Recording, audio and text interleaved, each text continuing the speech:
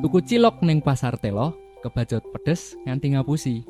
Tembang mocopat dudu dongeng lawas mbuh, nanging isih urip yen kowe gelem nyawiji. Dahar ketupat lawe bayem.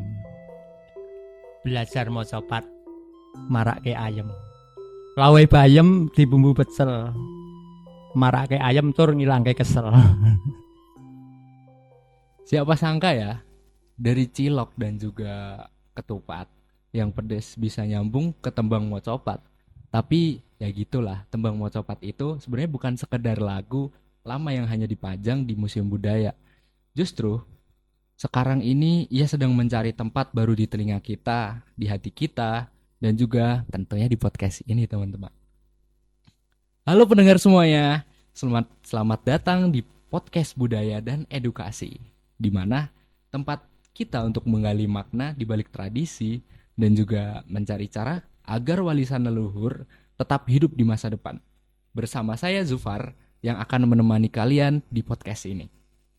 Di episode kali ini, kita akan menyelami satu warisan budaya lisan yang seringkali kita semuanya itu lupakan. Tapi sebenarnya syarat makna dan juga relevansinya, yaitu tembang mocopat sendiri, kita itu nggak cuman bakal bahas soal sejarah atau teori. Kita akan bicara soal eksistensi, soal bagaimana tembang mocopat ini bisa tetap hidup, bahkan hadir di radio dan juga komunitas lokal. Dan apa sih peran kita itu sebagai generasi penerus? Sebelum itu, pastinya kita bakal berkenalan dulu dong dengan narasumber kita. Ada Bapak Budi Sutrisna. Selamat malam Bapak.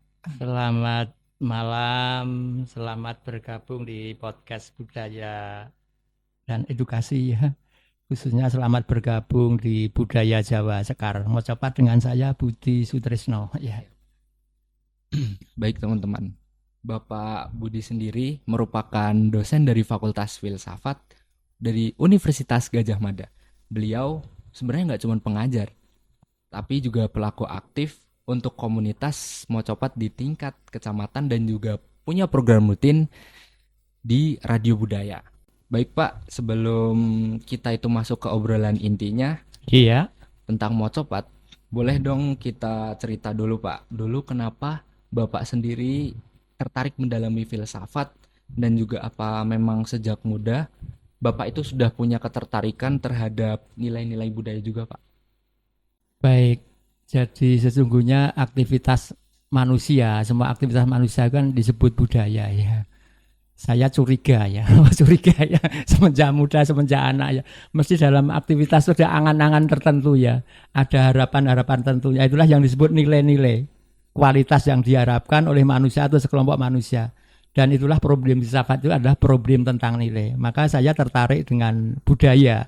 Karena pasti dalam budaya itu terkandung nilai-nilai tertentu, harapan-harapan tertentu ya, kualitas yang dianggap baik oleh sekelompok tertentu yang akan diwujudkan. Itulah ketertarikan saya pada filsafat dan juga budaya, khususnya budaya Jawa Sekar Mocopat. Begitu Mas Yulfar dan pandemen setia untuk podcast budaya ini. Berarti memang dari awal ada ketertarikan di filsafat dan budaya Pak? Iya. Sebab kalau kita hanya belajar budayanya saja, kita hanya belajar kulitnya ya. Kalau tidak menyentuh tentang nilai yang ada di dalamnya. Ya. Jadi Pak, kalau kita itu bicara soal filsafat dan budaya, pasti nyambung banget ya Pak. Apalagi kalau kita itu ngomongin tembang mocopat yang dari segi isi, nada, sampai struktur, semuanya itu punya makna filosofis. Nah, dari sekian banyak bentuk budaya, kenapa akhirnya Bapak tertarik melestarikan tembang mocopat secara langsung, Pak? Iya, karena perlu diketahui bahwa dewasa ini generasi muda ya, tertarik dengan tembang-tembang yang bukan mocopat ya. Padahal tembang mocopat itu sangat simpel ya, nggak perlu musik, nggak perlu alat-alat gamelan dan lain-lain ya. Itulah maka saya tertarik dengan tembang mocopat itu ya. Di samping mocopat itu merupakan suatu wadah ya, sementara nilai itu merupakan sebuah isinya. Maka selain belajar wadah, kita juga akan belajar nilai-nilai apa yang terkandung di dalam sekar mocopat tersebut. Ya, begitu Mas Zulfar ya.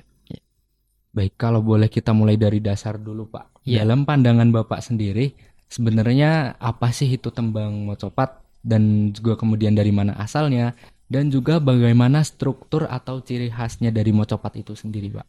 Oke, jadi sesungguhnya tembang ya atau sekar mocopat itu berasal dari budaya Jawa itu sendiri. Dan itu salah satu sekar atau tembang dalam tembang Jawa. Karena selain sekar mocopat ada juga lagu dolanan, ada juga sekar tengahan, ada juga sekar ageng, ada juga sekar ageng kuno atau kakawin, dan ada juga sekar gending. Tetapi yang populer kan sekar mocopat. Nah, kalau ditanya apa sih kekasannya gitu ya Mas, apa karakternya sekar mocopat ya? Itu yang pertama, bahwa sekar mocopat itu ada suatu guru wilangan dalam gotronya. Dalam satu baris syairnya itu ada guru wilangan. Artinya bilangan atau ketukan. Tapi juga ada guru lagu. Bahwa di akhir tembang, di akhir gotro, di akhir syair itu ada lagunya O, E, atau I. Dan itu tidak boleh dirubah. Dalam dandang kulo, dalam pangkur, dalam asmorondono, dan lain-lain ada rumusnya. Jadi itu kekasannya ya, ada guru lagu, guru wilangan yang berbeda. Begitu Mas Yulfar ya. Sebelumnya, kenapa tembang mocopat itu dianggap penting, Pak, dalam budaya Jawa? Dan apakah makna filosofisnya sendiri itu masih mudah untuk dipelajari anak muda zaman sekarang, Pak? Oh ya, mengapa itu sangat penting dalam budaya Jawa ya? Karena kalau kita lihat secara filosofis ya, tembang mocopat atau sekar mocopat yang jumlahnya ada 11 itu bermakna menceritakan kehidupan manusia dari guo garbo ibu atau masih janin ya, sampai meninggal dunia atau pocong ya. Jadi Mas Kumambang, sekar Mas Kumambang itu menceritakan manusia yang masih dalam guo garbonya ibu. Kemudian Mijil itu menceritakan manusia yang sudah lahir. Kemudian Kinanti itu menceritakan anak yang sudah membutuhkan tuntunan atau kanten, tuntunan ya. Dan Sinom itu anak muda ya, Nom ya, membutuhkan wejangan-wejangan tentang moralitas. Kemudian Asmorondono, apalagi Asmorondono ya Mas ya, anak muda yang sudah jatuh asmoro apa ya, sudah jatuh cinta ya, itu membutuhkan wejangan tentang nilai-nilai moralitas. Gambuh itu jatuh cinta, sudah jumbuh, sepakat untuk naik ke pelaminan nikah ya, itu membutuhkan wejangan juga. Dan Danggulo itu perkembangan manusia yang sudah berumah tangga dan menyelam manisnya gula rumah tangga, membutuhkan wejangan juga. Dan ada sekar Durmo juga. Durmo itu dari kata dharma, artinya seorang yang berumah tangga harus bisa mendarmakan kekayaannya, bondonya kepada orang lain, rela berkorban untuk yang lain. Tapi setelah Durmo itu ada tembang pangkur, bahwa setelah kita berumah tangga bagaimanapun juga dunia ini harus kita tinggalkan, maka mungkur ing kadonyan. Jadi dunia ini harus kita ungkur kita mencari keakhiratan. Setelah pangkur itu ada tembang megat roh. Mau tidak mau kita akan berpisah dengan roh, maka harus kita latih dengan tembang megat roh. Dan akhirnya pocong. Mau tidak mau manusia akan menjadi pocong, dipocong menjadi pocongan ya. Itulah makna sekar mocopat dalam kefilsafatan manusia, mengajarkan manusia untuk hidup baik dari guo garbo ibu sampai pocong atau meninggal dunia. Maka ini masih relevan kalau kita ajarkan pada generasi muda supaya mencapai kehidupan yang baik di dunia wal akhirah. Ya. Berarti memang ini ya Pak, setiap tembang itu menyimpan makna yang mendalam ya Pak? Iya, dan sebagai wejangan untuk anak-anak, bahkan orang tua juga ya. Orang tua yang sudah berumah tangga tadi kan ada dandang gulo ya. Orang tua yang sudah tuyuk-tuyuk, maaf ya, harus latihan pati atau megat roh ya.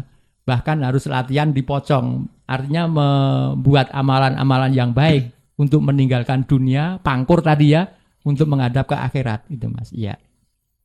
Baik Pak, kemudian saya dengar-dengar juga nih Pak, Iya. Bapak itu juga aktif di komunitas mocopat di kecamatan, bahkan Bapak sendiri punya sesi khusus di radio.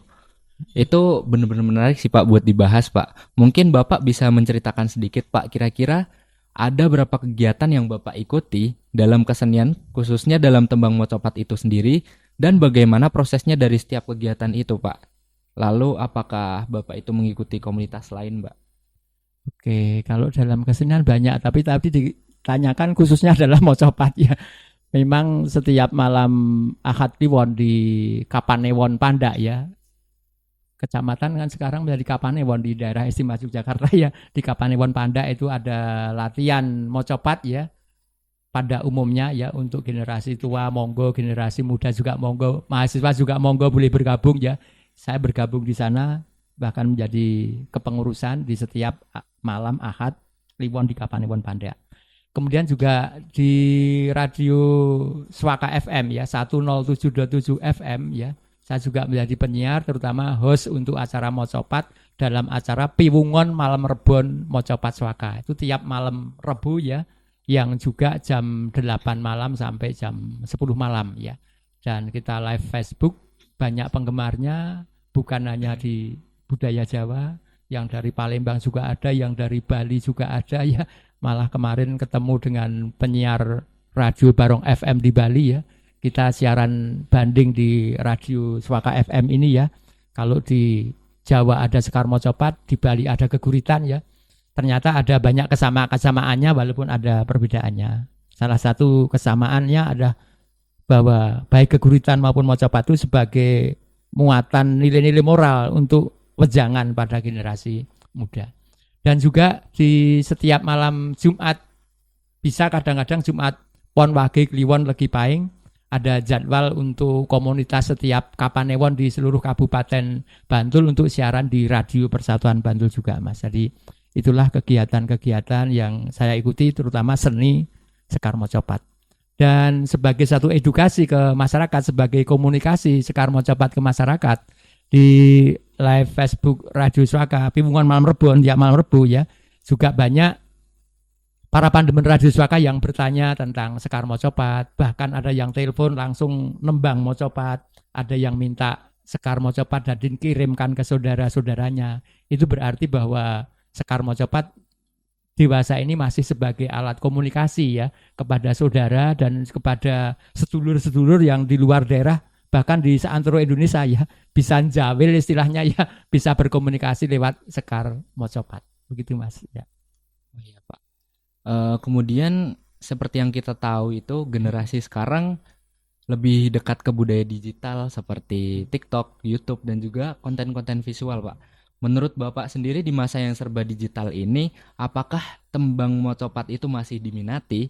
Dan juga menurut Bapak, apakah mocopat itu sendiri juga bisa masuk ke ruang digital itu? Atau justru harus tetap klasik agar tidak kehilangan maknanya Pak? Iya. Sebagai satu budaya, mocopat kan seni ya. Karena seni Sekar Mocopat itu bagian dari budaya ya. Budaya itu ada sistem pengetahuan, sistem teknologi, sistem mata pencaharian, sistem organisasi. Nah seni ya, tapi juga ada bahasa, ada religi ya. Bahwa seharusnya tidak anti teknologi ya. Bahkan di dunia saat ini ya, banyak generasi-generasi muda yang tertarik. Misalnya kita pasang story di HP ya, di Facebook ya. Banyak juga yang kemudian bergabung untuk mempertanyakan, ingin tahu lebih banyak maksudnya ya, tentang Sekar Mocopat itu. Dan justru karena mocopat itu tadi saya katakan sesuatu yang luas, sebagai seni tidak membutuhkan alat apapun, nyuwun sewu, kecuali maaf ya, mulut atau tutuk ya dalam bahasa Jawa ya. Maka itu sangat simpel, bisa dibawa kemana-mana ya. Jadi tidak membutuhkan gamelan, tidak membutuhkan musik-musik yang lain. Begitu Mas tentang Sekar Mocopat. Nah teman-teman, gak kerasa banget ya kita udah nyampe di penghujung acara ini. Kalau begitu mungkin ini ada pertanyaan terakhir dari saya Pak. Iya. Misal jika kita bayangkan 10-20 tahun ke depan, di mana sebaiknya posisi seni seperti mocopat ini berada Pak? Dan buat pendengar kami, terutama yang kalangan anak muda atau orang sekarang itu menyebutnya Gen Z nih Pak. Apakah ada strategi khusus atau langkah kecil yang mungkin bisa mereka lakukan untuk ikut merawat dan juga melestarikan budaya, khususnya dalam tembang mocopat itu Pak? Iya, seperti saya katakan tadi, karena simpelnya seni Sekar Mocopat ya, hanya membutuhkan mulut kita, tidak memakai gamelan atau alat musik yang lain. Maka sebenarnya Sekar Mocopat secara simpel bisa dibawa ke mana-mana, seperti dalam pengajian-pengajian, dalam acara pengantin, dalam acara perkumpulan anak muda, dalam perkumpulan ibu-ibu PKK, posyandu dan lain-lain. Dan dalam gotro atau cakepan mocopat itu bisa disesuaikan dengan temanya. Misalnya dalam sebuah pengajian yang harus mengajak berbakti kepada Tuhan yang Maha Kuasa, berbakti kepada orang tua, dan berbakti kepada sanak kerabat, seperti dalam tembang Dandang Gulo berikut ini. Panggadanging wong tua mring siwi, muga-muga besok ing tembenya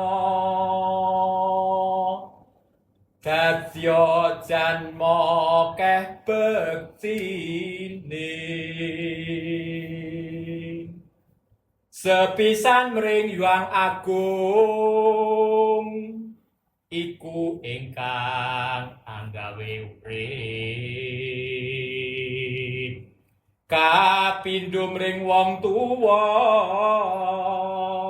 lantaran uripmu, gesang aneng alam dunya trimring kuwi sedulur tuwa tumuli, sanak kadang sobatnya.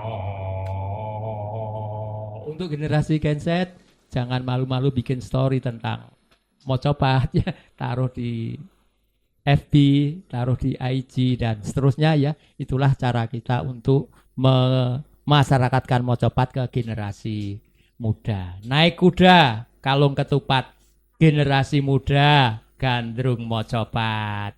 Ketupat januring kuning, dengan mocopat menjadikan kita elik.